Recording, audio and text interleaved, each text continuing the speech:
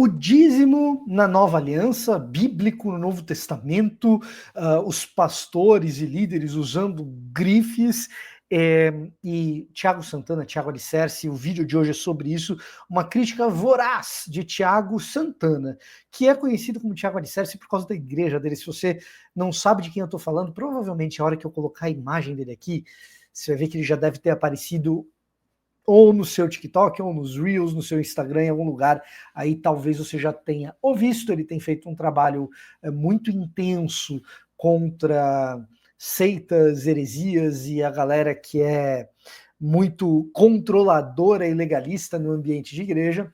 Dessa vez ele falou sobre dízimo e eu acho que a gente tem algo a extrair aqui. Hoje o teólogo reage a Givenchy, grifes, dízimos, ofertas e outras coisas mais. Tiago Alicerce. Se você não me conhece, olá, eu sou Victor Fontana, esse aqui é o meu canal, ele pode ser um pouco seu também. Para isso basta que você se inscreva nesse canal, ative as notificações, deixe seu like, deixe seu comentário. Tudo isso faz com que mais vídeos de teologia, de Bíblia cheguem até você, porque é sobre isso que é esse canal.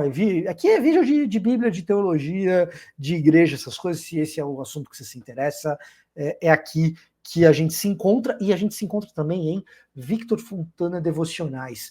Lá, cara, um estudo devocional por dia para você ler a Bíblia todos os dias. Então, aqui na descrição você encontra um link para esse canal secundário, que eu não quero que seja secundário. Eu quero que ele venha a ser o principal canal que eu tenho, que é o canal de devocionais. Então, para isso, você faz o quê? Se inscreve, assiste os vídeos, aproveita, cresce em conhecimento bíblico. Enquanto isso, nesse aqui a gente vai falando de teologia, fala de Bíblia também, faz os reacts, traz um pouquinho de entretenimento, cliques, views e etc., o que mais se vê aqui no YouTube. Agora, convém que ele cresça para que eu diminua. Cresce aí, Tiago Alicerce, olha ele aí, que bonitão que ele tá. Tiago Alicerce, reconheceu? Se não reconheceu, seja muito bem apresentado. A Tiago Santana vai falar um pouquinho sobre dízimo e a gente comenta na sequência.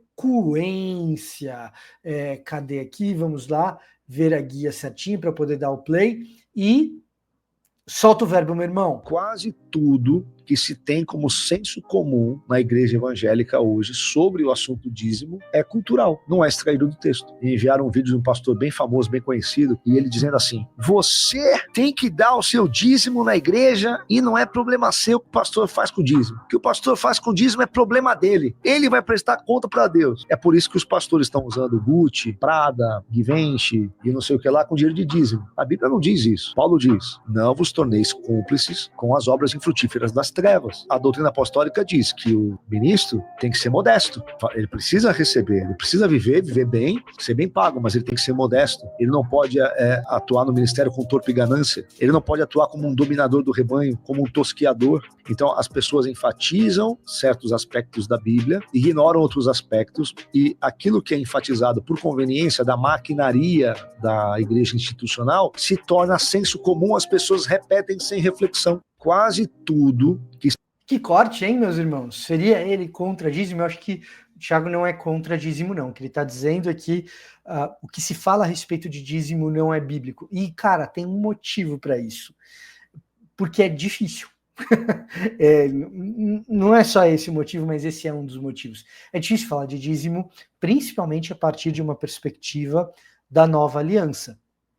Exige uma certa criatividade com os textos do Novo Testamento para falar sobre dízimo. Por quê? Porque os textos, especificamente do Novo Testamento sobre dízimo, são textos nos quais Jesus fala com os judeus. Depois disso, depois de Jesus, quando a gente inclui os gentios na jogada, o que a gente tem é a coleta, é o ofertório, é uma linguagem diferente. Eu tenho um vídeo bem completinho falando sobre dízimo na Nova Aliança, que eu vou também deixar aqui na descrição. Então, devocionais, se inscreve no outro canal. E se você quiser assistir um vídeo sobre dízimo na Nova Aliança, que faz algum sentido, como que a gente argumenta sobre dízimo na Nova Aliança a partir de uma perspectiva bíblica e não de usos e costumes, dá uma passadinha lá. Agora, um dos motivos que isso é difícil é que dízimo é uma coisa que se institui no texto bíblico para sustentar a tribo de Levi, que é a tribo que não possuía terras, tá? Gênesis 47, José faz o quê? Salva o mundo. Nossa, o que tem a ver Gênesis 47? Presta atenção aqui, ele inventa o conceito de poupança. Gênesis 47, José no Egito, José filho de Jacó, era escravo, foi preso, se torna conselheiro do faraó, porque o faraó tinha tido um sonho, José interpreta. E quando José interpreta esse sonho, ele diz para o faraó, olha, guarda aí as vacas e os grãos, porque a gente está em tempo bom, vai ter um tempo de escassez, e o pessoal vai passar fome. Então, José, ele inventa o conceito de poupança, de estoque, é o primeiro economista do mundo. E o que ele faz? Ele passa a vender os bens de Faraó quando chega a crise econômica financeira, porque tem seca, porque você já não consegue mais ter colheita, porque as vacas emagreceram, porque está todo mundo passando fome. Ao fazer isso, ele não apenas vende esses bens de Faraó financeiramente para as pessoas que estão passando fome, quando elas não têm mais dinheiro, essas pessoas passam a dar para Faraó as suas terras. E tudo fica concentrado nas mãos de Faraó. Ele vira super poderoso porque tem todas as terras. O povo, então, fica ali no Egito, o povo hebreu, os irmãos de José, descendentes de Jacó, ficam ali no Egito. Tempos mais tarde são escravizados ali no Egito. Surge um faraó que já não lembra mais José, que não conhece José, escraviza essas pessoas. E então, quando eles são libertos, Deus dá uma nova lei a Moisés, que é o inverso daquilo que José acabou promovendo para salvar o mundo. No Egito, quem tinha terras? Faraó concentrava muitas terras e os sacerdotes do faraó, que José poupou. Agora, a tribo de sacerdotes não vai ter terras e as outras tribos, elas sempre vão ter uma distribuição mais ou menos relativamente equânime das terras, e o dispositivo para que isso continue assim é Levítico capítulo 25, onde você encontra a lei do jubileu, para que não tenha grandes concentrações de terra na mão de uma pessoa só. Então você tem o modelo de José e o modelo de Moisés. O modelo de Moisés é o modelo inverso daquele de José. Nesse modelo de Moisés, a tribo de Levi, que é a tribo de sacerdotes, ela fica sem terras. Ao contrário do modelo de José, os sacerdotes tinham muitas terras ao lado do faraó. E, portanto, sem terras, eles precisam ser sustentados. Então, a 10ª parte de todas as outras tribos ia para o sustento de Levi.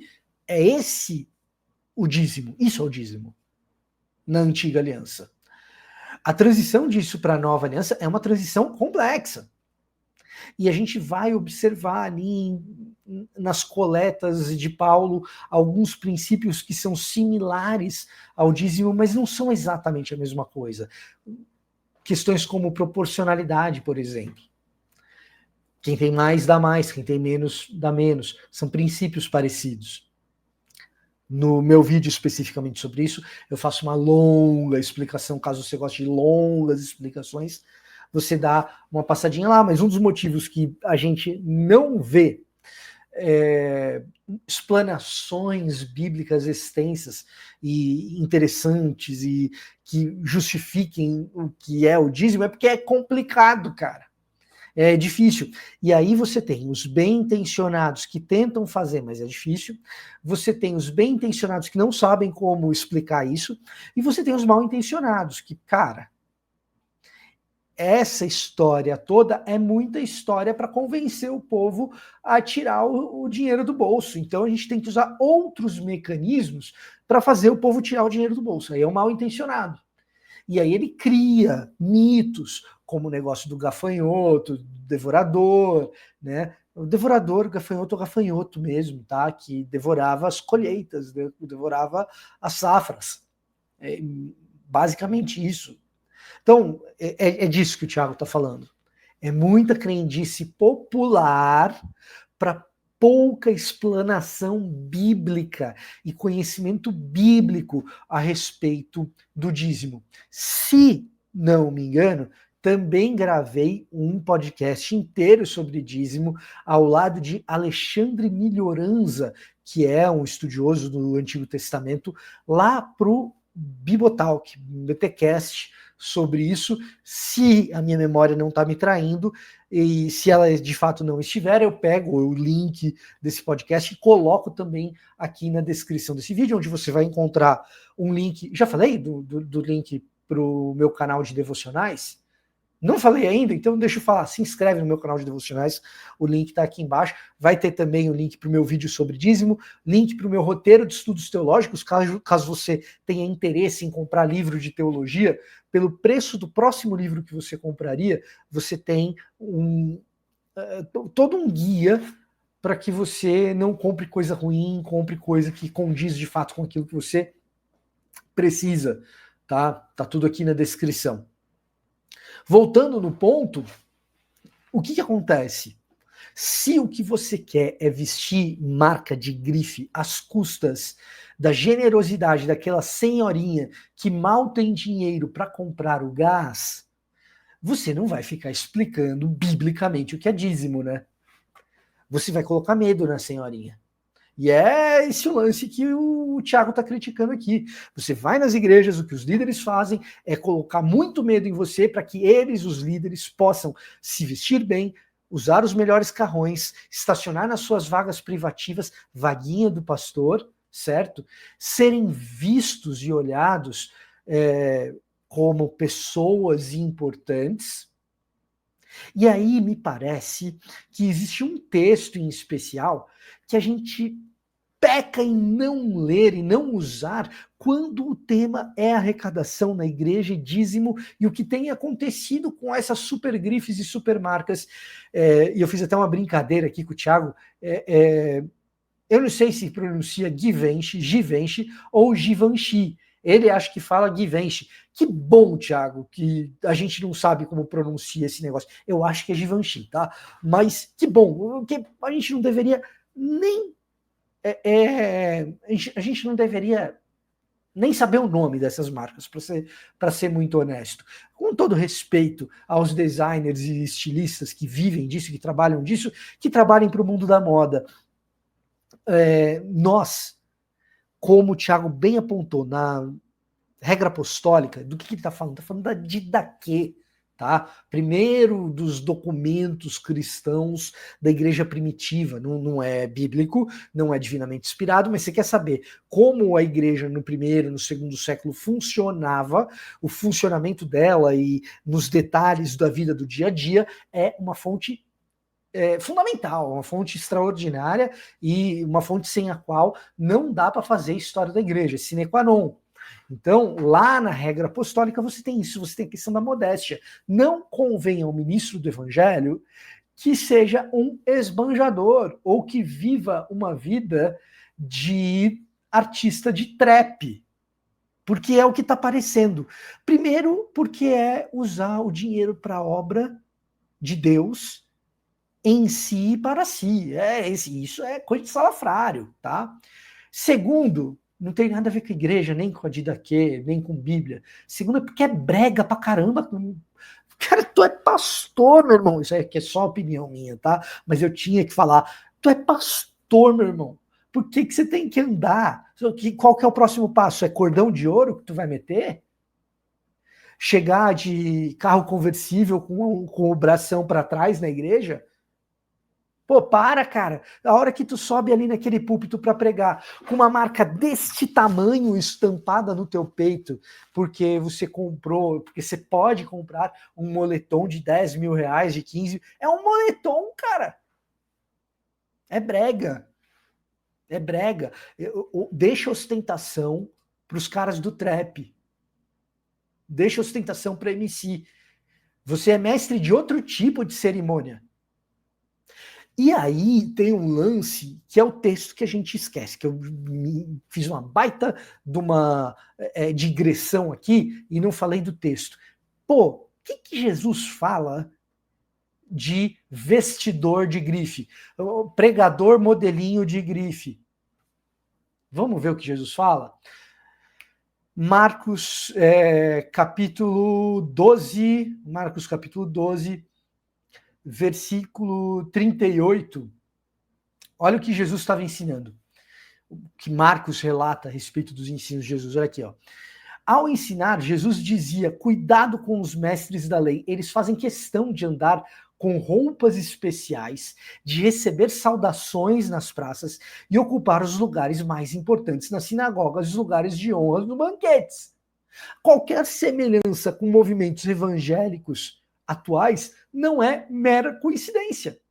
Questão de roupas especiais, de serem saudados. Oh, o pastor fulano. Oh, tem que ter honra ao pastor, tá? Porque ele tem... saudar com honra. Você já viu que é o pastor? Outro dia eu falei do irmão fulano, ele já era pastor, e ele fez questão. Irmão não, eu sou pastor. Pô, cara, tu não é irmão, então? Deixa eu te explicar um lance. O fato de você ser irmão, ter que explicar isso para um pastor é difícil. Mas vai lá.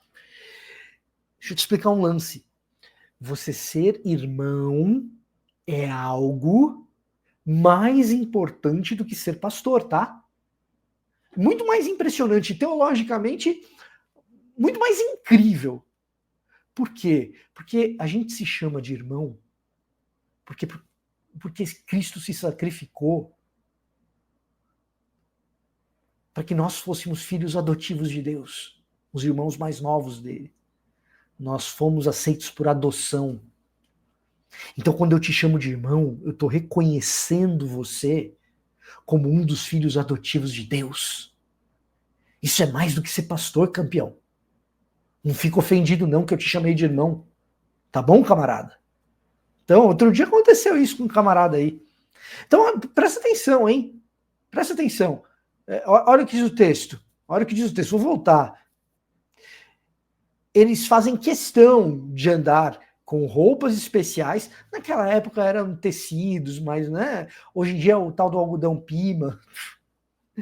O algodão pima até é caro, mas faz algum sentido. Mas é a roupa que tem uma marca ali, né? Roupas especiais, receber saudações nas praças, ocupar lugares mais importantes nas sinagogas. Agora tem igreja com espaço VIP. É gente que nunca leu os evangelhos, não é possível. Ou se leu, odeia Jesus. É gente que ou não leu os evangelhos, com a devida atenção pelo menos, ou se os leu, odeia Jesus. Porque olha o que Jesus está dizendo, os caras estão fazendo o contrário.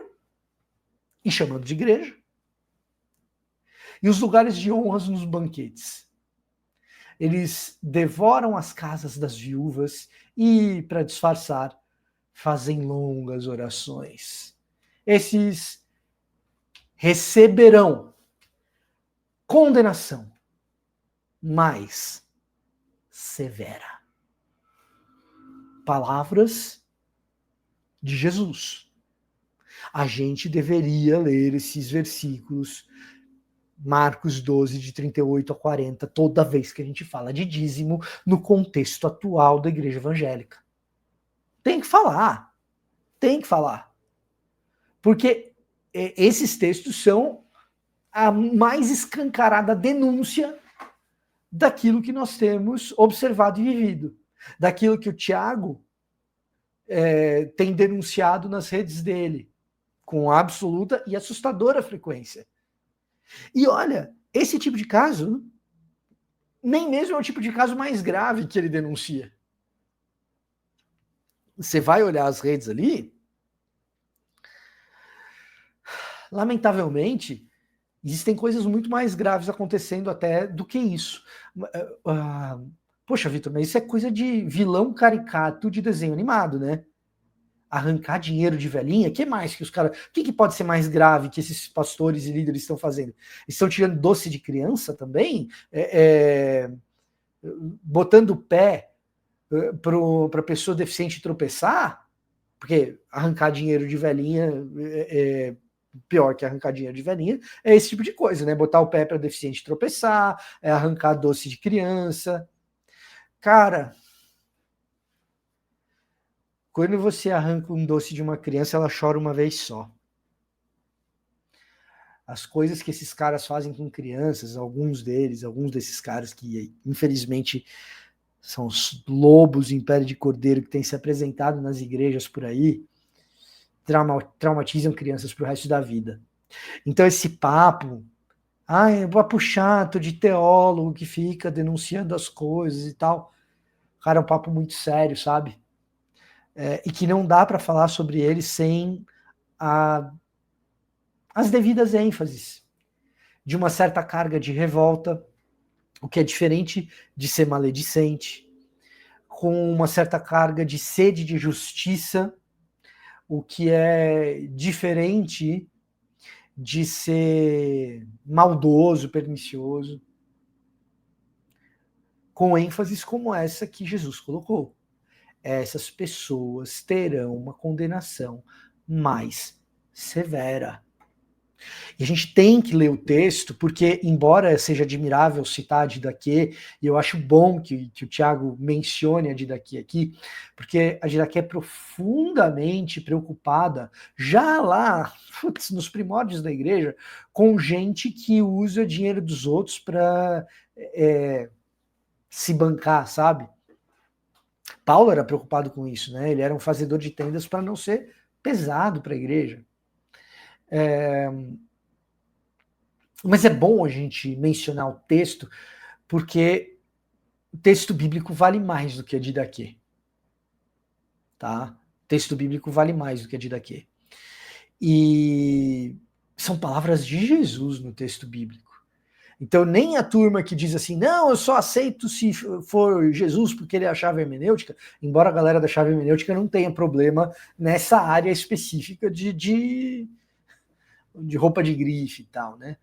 Mas, cara, é palavra de Jesus. Deveria ter. O quanto peso é possível dar é o que a gente tem que dar, porque é Jesus falando, cara. Se a gente é seguidor dele, a gente tem que prestar atenção no que ele diz. Então ele tem que usar esse texto à torta e direito, o tempo todo, sempre. Enquanto houver esse fenômeno bizarro de pregadores usando jaqueta de 50 mil reais, esse texto tem que ser falado e utilizado. Não tem como. Aí tem gente que critica o Thiago porque ele é muito destrutivo, não sei o quê. Não, quem destrói a igreja, brother, é quem faz essas palhaçadas aí. Quem destrói a igreja é quem de fato faz essas peripécias com o suor alheio. Quem está usando a igreja para se engrandecer financeiramente, na sua imagem, na sua grife, na sua fama. Aí sim. Aí a gente está falando de um negócio que é verdadeiramente problemático. Falei bastante, né? Tem mais coisa para falar, mas eu acho que tá bom. Além disso, o que eu posso dizer, cara? Eu posso dizer o seguinte, dá uma passada aqui na descrição, no primeiro comentário. Sabe o que você vai encontrar lá? Link para o meu canal sobre devocionais e roteiro de estudo bíblico e vídeo sobre dízimo. Então, dá uma passada aqui. Eu tenho certeza que você vai gostar do que você vai ver. Esse era o meu recado para hoje. Eu vou ficando por aqui e até a próxima.